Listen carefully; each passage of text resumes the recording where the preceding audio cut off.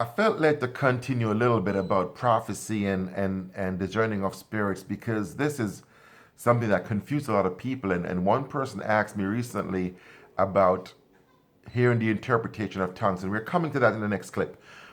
But I wanted to give you a few rules about prophecy. When somebody prophesies over you, they prophesy you're going to get a job, they prophesy you're going to get a house, they prophesy you're going to get married, they prophesy you're going to have children, they prophesy that you're going to get a promotion. When somebody prophesies that, it's a true prophecy only based on a few rules. One, they cannot have any direct knowledge of what you're going through. Two, they cannot have any indirect knowledge of what you're going through.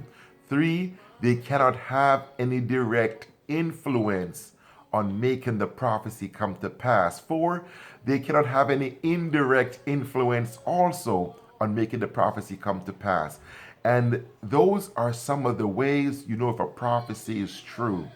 Somebody taking you by the hand, giving you a down payment, and taking you to the bank where they can approve you, that is not a prophecy coming to pass.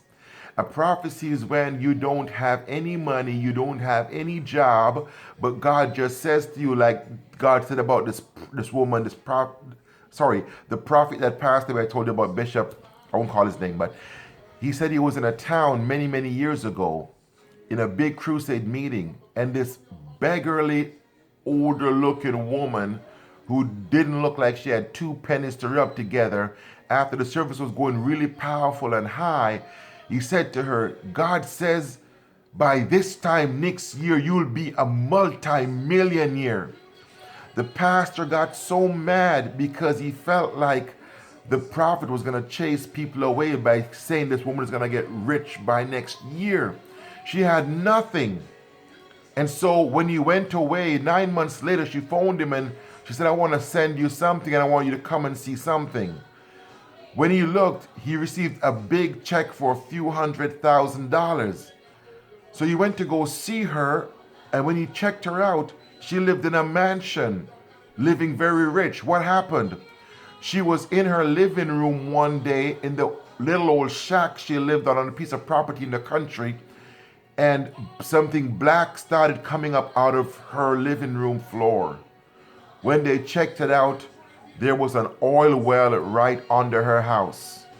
The pastor, he couldn't believe it.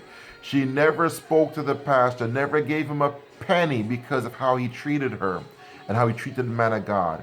So that, my friends, is a word of prophecy where the man of God had no way of making it come to pass. Next, we'll talk about the interpretation of tongues. Blessings.